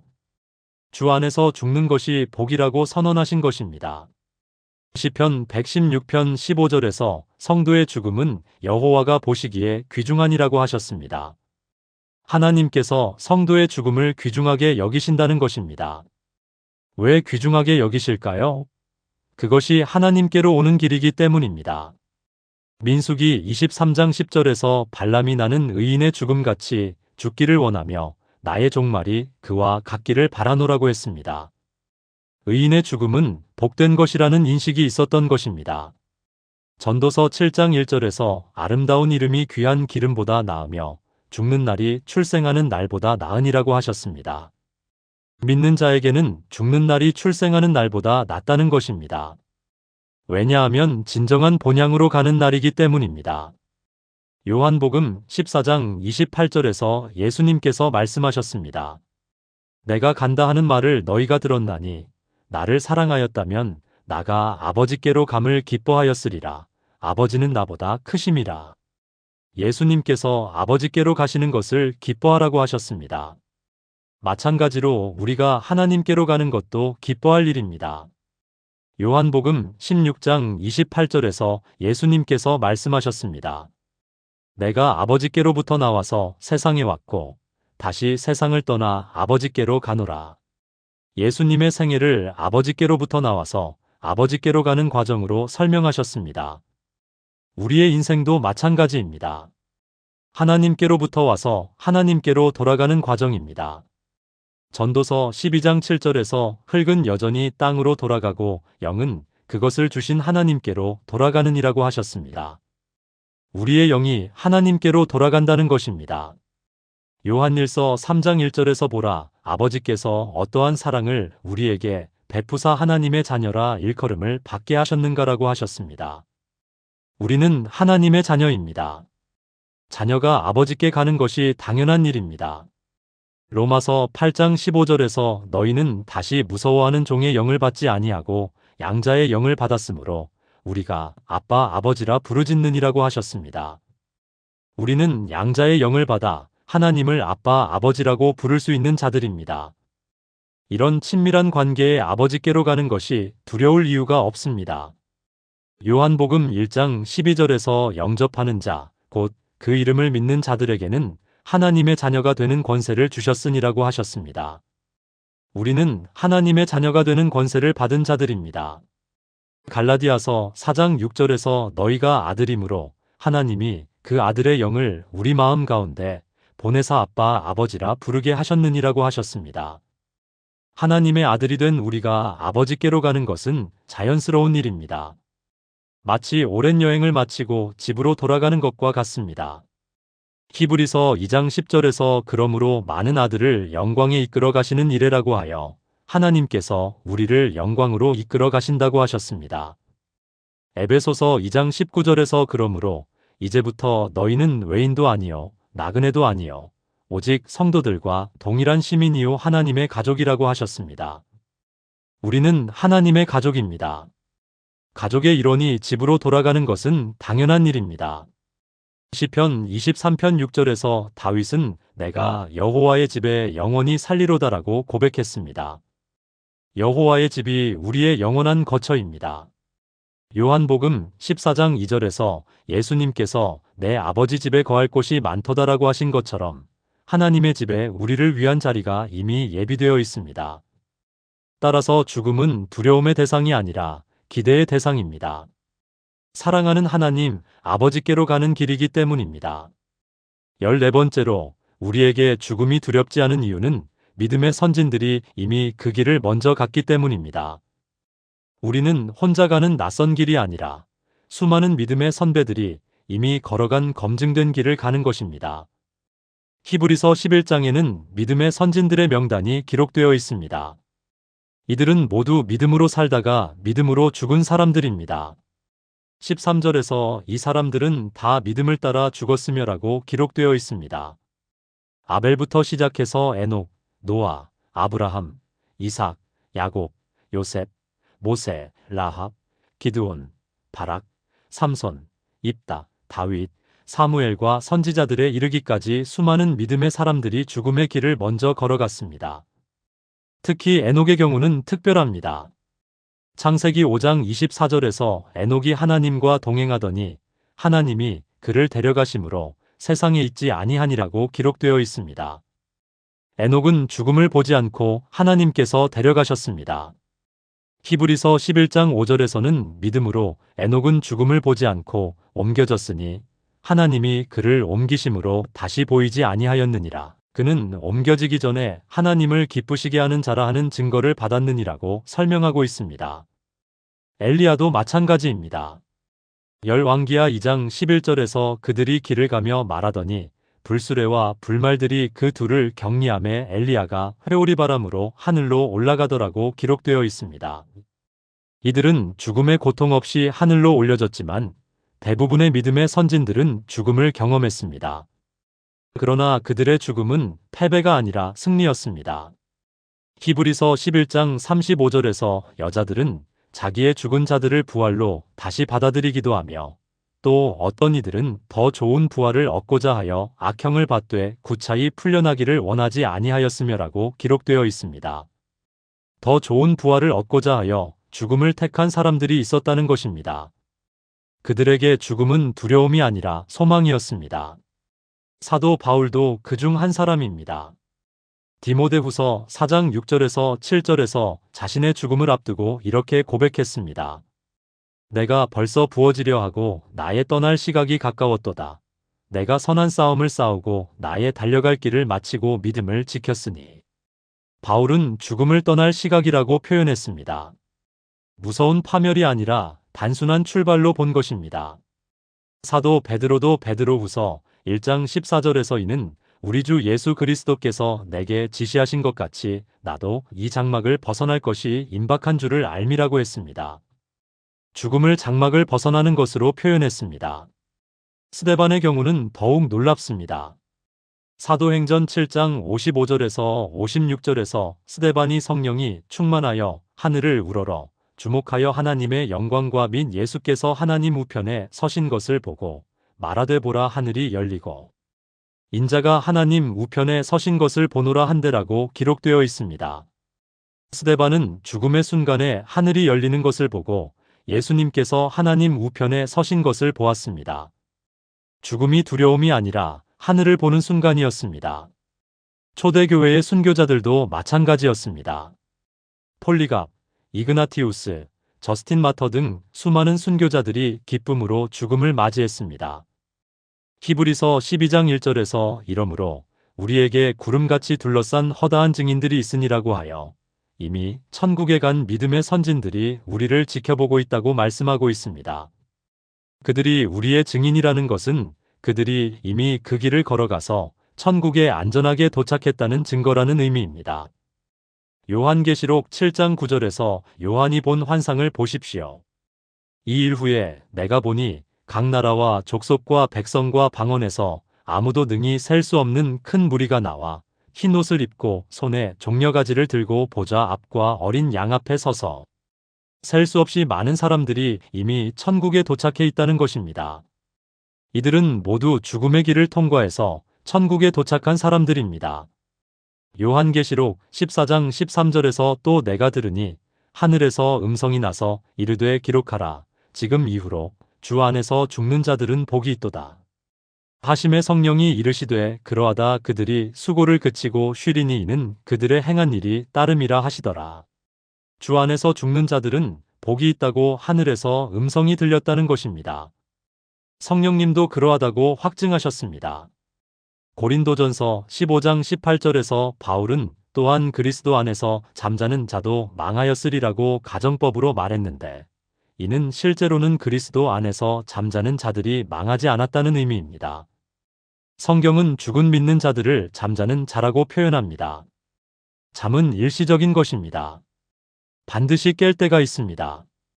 데살로니가전서 4장 14절에서 우리가 예수께서 죽으셨다가 다시 살아나심을 믿을진대 이와 같이 예수 안에서 자는 자들도 하나님이 그와 함께 데리고 오시리라고 약속하셨습니다. 예수님께서 다시 오실 때 먼저 죽은 성도들을 함께 데리고 오신다는 것입니다. 이것은 그들이 지금 예수님과 함께 있다는 증거입니다. 누가복음 16장 22절에서 나사로가 죽었을 때 천사들에게 받들려 아브라함의 품에 들어갔다고 기록되어 있습니다. 믿는 자가 죽으면 천사들이 받들어서 아브라함의 품으로 데려간다는 것입니다. 이처럼 수많은 믿음의 선진들이 이미 그 길을 걸어갔고 안전하게 천국에 도착했습니다. 우리도 그들이 걸어간 그 길을 따라가면 됩니다. 히브리서 6장 19절에서 20절에서 우리가 이 소망을 가지고 있는 것은 영혼의 닭 같아서 튼튼하고 견고하여 휘장 안에 들어가나니 그리로 앞서 가신 예수께서 멜기세덱의 반차를 따라 영원히 대제사장이 되어 우리를 위하여 들어가셨느니라고 하셨습니다. 예수님께서 앞서 가셨다는 것입니다. 우리의 선구자가 되어 먼저 그 길을 걸어가셨습니다. 그러므로 우리는 안전하게 그 길을 따라갈 수 있습니다. 마지막으로 15번째로 우리에게 죽음이 두렵지 않은 이유는 죽음이 우리의 최종 목적지가 아니라 영원한 영광으로 가는 관문이기 때문입니다. 죽음은 끝이 아니라 진정한 시작입니다. 고린도후서 4장 17절에서 18절에서 사도 바울은 이렇게 선언합니다. 우리가 잠시 받는 환난에 경한 것이 지극히 크고 영원한 영광에 중한 것을 우리에게 이루게 함이니 우리가 주목하는 것은 보이는 것이 아니요 보이지 않는 것이니 보이는 것은 잠깐이요 보이지 않는 것은 영원함이라.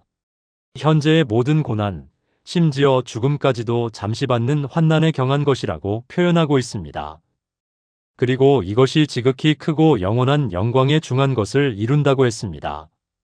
로마서 8장 18절에서도 생각하건대 현재의 고난은 장차 우리에게 나타날 영광과 비교할 수 없도다라고 했습니다. 아무리 큰 고난이라도 죽음의 고통이라도 장차 나타날 영광에 비하면 비교할 수 없다는 것입니다.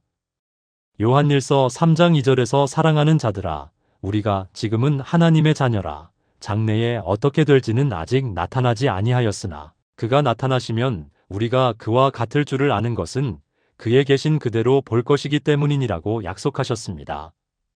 우리가 예수님과 같아질 것이라는 놀라운 약속입니다. 이것이 바로 우리를 기다리는 영원한 영광입니다. 빌립보서 3장 21절에서도 그는 만물을 자기에게 복종하게 하실 수 있는 자의 역사로 우리의 낮은 몸을 자기 영광의 몸의 형체와 같이 변하게 하시리라고 약속하셨습니다. 우리의 낮은 몸이 예수님의 영광의 몸과 같이 변화될 것이라는 것입니다. 이것이 부활의 영광입니다. 고린도전서 2장 9절에서 하나님이 자기를 사랑하는 자들을 위하여 예비하신 모든 것은 눈으로 보지 못하고 귀로 듣지 못하고 사람의 마음으로 생각하지도 못하였다고 하셨습니다. 우리가 지금까지 경험한 가장 아름답고 좋은 것도 하나님께서 예비하신 영광에 비하면 아무것도 아니라는 것입니다. 요한계시록 21장 4절에서 모든 눈물을 그 눈에서 닦아주시니 다시는 사망이 없고 애통하는 것이나 곡하는 것이나 아픈 것이 다시 있지 아니하리니 처음 것들이 다 지나갔음이라고 약속하셨습니다. 천국에서는 이 땅의 모든 고통과 슬픔이 완전히 사라집니다. 그리고 처음 것들이 다 지나갔다고 하셨는데 이는 완전히 새로운 차원의 삶이 시작된다는 의미입니다. 요한계시록 22장 3절에서 5절에서 다시 저주가 없으며 하나님과 그 어린 양의 보좌가 그 가운데에 있으리니 그의 종들이 그를 섬길 것이요 그의 얼굴을 볼 터이요 그의 이름도 그들의 이마에 있으리라. 다시 밤이 없겠고 등불과 햇빛이 있을 데 없으니 이는 주 하나님이 그들에게 빛이심이라. 그들이 세세토록 왕 노릇하리로다. 천국에서 우리는 하나님의 얼굴을 직접 뵙고 세세토록 왕 노릇한다는 놀라운 약속입니다. 이것이 우리를 기다리는 영원한 영광입니다. 다니엘 12장 3절에서 지혜 있는 자는 궁창의 빛과 같이 빛날 것이요 많은 사람을 옳은 대로 돌아오게 한 자는 별과 같이 영원토록 빛나리라고 약속하셨습니다. 우리가 별과 같이 영원토록 빛나게 될 것이라는 약속입니다. 마태복음 13장 43절에서도 예수님께서 그때에 의인들은 자기 아버지의 나라에서 해와 같이 빛나리라고 말씀하셨습니다. 의인들이 해와 같이 빛나게 될 것이라는 약속입니다. 이것이 바로 영화의 영광입니다. 로마서 8장 17절에서 자녀이면 또한 상속자 곧 하나님의 상속자요 그리스도와 함께 한 상속자니 우리가 그와 함께 영광을 받기 위하여 고난도 함께 받아야 할 것이니라고 하셨습니다. 우리가 하나님의 상속자요 그리스도와 함께 한 상속자라는 것입니다. 그리고 그리스도와 함께 영광을 받을 것이라는 약속입니다. 골로새서 3장 4절에서 우리의 생명이신 그리스도께서 나타나실 그때에 너희도 그와 함께 영광 중에 나타나리라고 약속하셨습니다. 그리스도와 함께 영광 중에 나타날 것이라는 확실한 약속입니다. 데살로니가후서 1장 10절에서 그날에 그가 강림하사 그의 성도들에게서 영광을 받으시고 모든 믿는 자들에게서 놀랍게 여김을 받으시리니라고 하셨습니다. 주님께서 우리에게서 영광을 받으실 것이라는 것은 우리가 주님의 영광에 참여한다는 의미입니다. 요한계시록 3장 21절에서 이기는 그에게는 내가 내 보좌에 함께 앉게 하여 주기를 내가 이기고 아버지 보좌에 함께 앉은 것과 같이 하리라고 약속하셨습니다. 주님의 보좌에 함께 앉게 해주신다는 놀라운 약속입니다. 계시록 20장 6절에서 이 첫째 부활에 참여하는 자들은 복이 있고 거룩하도다. 둘째, 사망이 그들을 다스리는 권세가 없고 도리어 그들이 하나님과 그리스도의 제사장이 되어 천년 동안 그리스도와 함께 왕노릇하리라고 하셨습니다. 그리스도와 함께 왕노릇한다는 약속입니다. 에베소서 2장 6절에서 7절에서 또 함께 일으키사 그리스도 예수 안에서 함께 하늘에 앉히시니 이는 그리스도 예수 안에서 우리에게 자비하심으로써 그 은혜의 지극히 풍성함을 오는 여러 세대에 나타내려 하심이라고 하셨습니다. 우리가 이미 영적으로는 하늘에 앉혀졌고 오는 여러 세대의 하나님의 은혜의 지극히 풍성함이 우리를 통해 나타날 것이라는 약속입니다. 고린도전서 6장 2절에서 3절에서 성도가 세상을 심판할 것을 너희가 알지 못하느냐. 세상도 너희에게 심판을 받겠거든 지극히 작은 일 심판하기를 감당하지 못하겠느냐. 우리가 천사들을 심판할 것을 너희가 알지 못하느냐고 하셨습니다. 우리가 세상과 천사들을 심판할 것이라는 놀라운 권위를 받게 될 것이라는 약속입니다. 이 모든 영광이 죽음 너머에서 우리를 기다리고 있습니다. 죽음은 이 영광으로 가는 문일 뿐입니다. 사랑하는 성도님들, 오늘 말씀을 통해 우리가 확신할 수 있는 것은 죽음이 결코 두려운 것이 아니라는 사실입니다. 예수님께서 이미 죽음을 이기셨고 우리에게는 부활의 소망이 있으며 천국의 영광이 기다리고 있기 때문입니다. 이제 더 이상 죽음을 두려워하지 마시고 오히려 영원한 영광을 바라보며 담대하게 이 세상을 살아가시기 바랍니다. 그리하여 여러분의 삶이 천국 소망으로 가득 찬 복된 인생이 되시기를 예수님의 이름으로 축복합니다. 감사합니다.